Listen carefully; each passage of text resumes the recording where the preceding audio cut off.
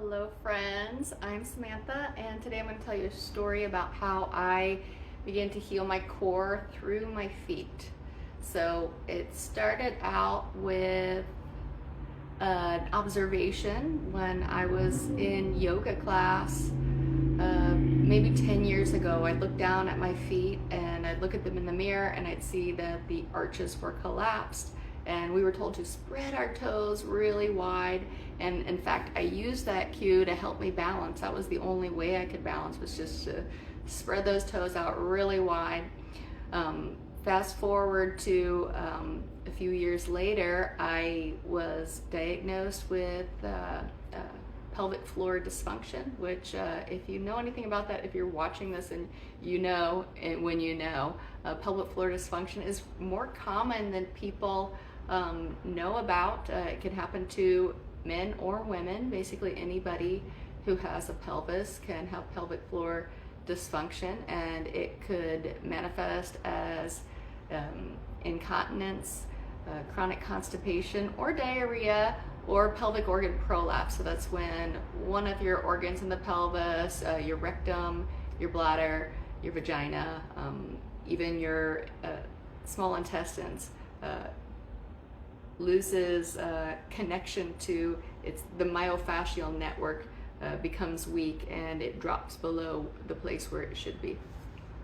So I had that diagnosis and it created a lot of pain, and as time went on, I started to have pain in my feet. Now, I've always had pain in my right big toe since my 20s. Actually, that was the only pain in my body up until I was in my mid-30s, when I started to experience the symptoms of pelvic floor dysfunction.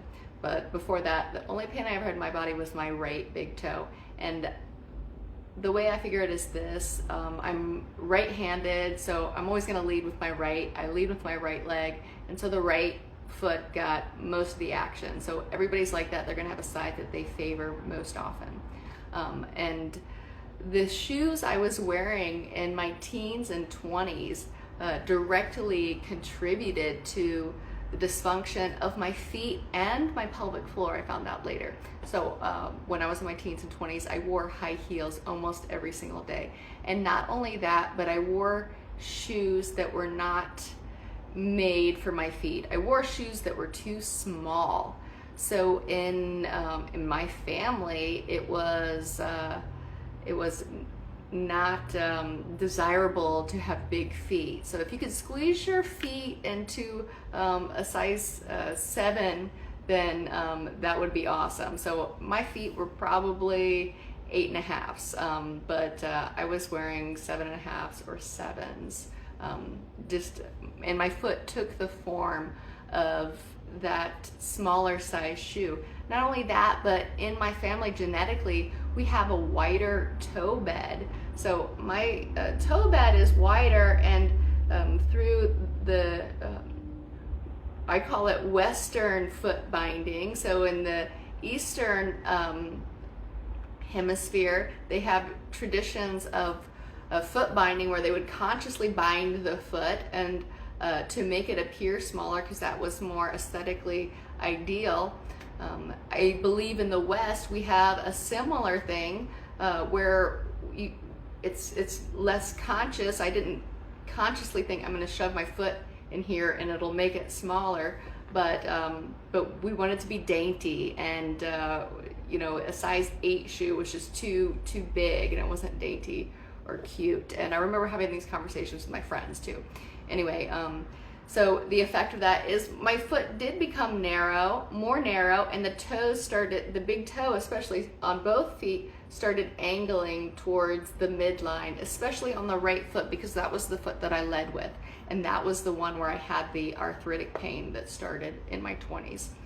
So fast forward to my mid-30s, when I'm having the pelvic floor and core issues.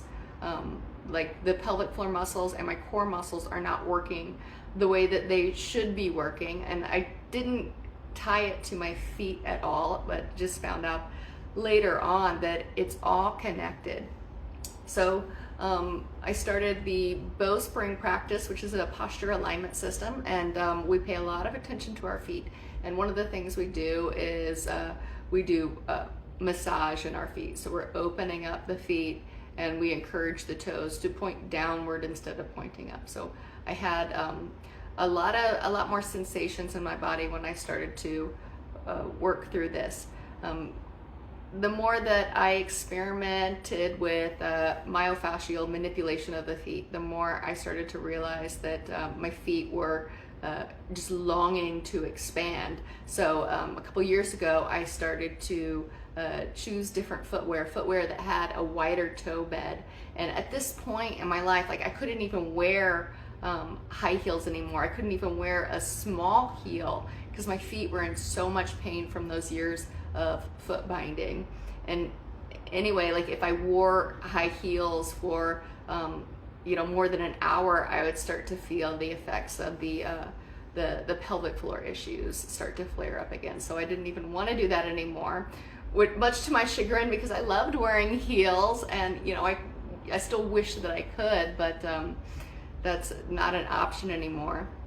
But a couple years ago, I started experimenting with different kinds of footwear, and I had a bunch of friends in like the healing world and everything, and they're like, the zero drop shoes are the best, and get as thin as you possibly can on the sole of the foot, and you'll really root to the ground. And I even got myself some of those vibrant 5-finger toes, which has like they're like toe shoes. And at first I was like experiencing freedom from wearing this kind of footwear. I could do the bowspring in the footwear. If you don't know what that means, that's okay, you can ask me later on. But in the bowspring, you integrate every part of your body, so you can really feel the posterior chain. And that was actually helping my pelvic floor. So I was helping to heal the pelvic floor by integrating my posterior chain already. So I was already feeling the benefits of that. And when I put these toe shoes on and would go hiking or whatever, I could feel the integration even more, and it just felt like bliss.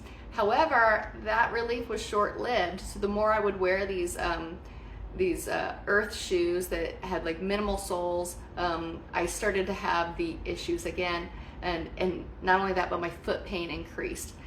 So what I've realized then, it was too fast, too soon.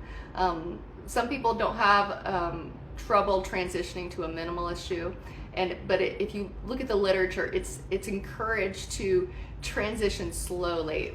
But of course, I'm a go-getter, so I was just like, right off the bat, I go from high heels to barefoot shoes, which I don't recommend. I very much do not recommend. So it took me a while to recalibrate back to normal. So I started wearing like thicker soled shoes again. However, all of my shoes that I wear now, I do want there to be a wide toe bed, so that my the body of my foot is able to expand, the bones of my foot is able to expand, and I can actually use the tone of my foot, which I'm learning how to engage my foot to tone it, which affects my pelvic floor and my back, and that's what this video is about. So most recently, my discoveries with the foot connection to the core and the pelvic floor is that the foot not only needs to be able to expand and engage, but it also needs to be balanced on the floor. So throughout this journey, and I am a 1-3 profile in the human design system, which means I need to research things, and I also need to try them out for myself. So I'm a big trial and error research kind of person, and I do that, and I take all this information and I help my clients with that by teaching it to them, so hopefully they can skip a few steps. So on this journey of mine, I've had some pitfalls and discoveries. So one of them that I discovered with the foot thing was that I was still practicing or posturing in an imbalanced foot. So I made it, I spread the ball of the foot out more. I was able to expand, but I was still having pain. And in fact, the pain went higher up my leg. And it got so bad that last year I went through a period where I could barely walk. I just had so much pain in my shins, and I knew from my training that there was a structural imbalance, that the calves were not working at all. My shins were trying to do all of the work. But I didn't want to blame it on my calves and my shins. And in fact, the culprit to this was my feet. And it's kind of a feedback loop, one and the other. It's a chicken or egg kind of thing. So it's both really. But the way that I healed that was figuring out the connection from the feet to the pelvic floor. So there is a line of engagement that I was skipping out of completely, and I probably have been since I learned how to walk. And if you're having issues with your pelvic floor, your low back, or your core, you might be doing the same thing. So for me, I figured out that I had no engagement on the inner line. So starting from the big toe mound, the longitudinal arch, all the way up the inner calf, the inner thigh, and into the pelvic floor. And when I figured out that connection, then the pain started to go away. And I'm telling you, it was real. I could barely walk. I had to teach my yoga classes sitting on a block. I felt like a fraud. But I've had so much relief once I figured that out. So I wanted to share with you my journey with my effed up feet, and how I learned how to heal myself by figuring out that connection from the feet to the pelvic floor. If you've had any issues with your feet, your pelvic floor, you're welcome to send me a message, and I'd love to chat about it. I am here to listen. Thank you for watching, guys. See you soon.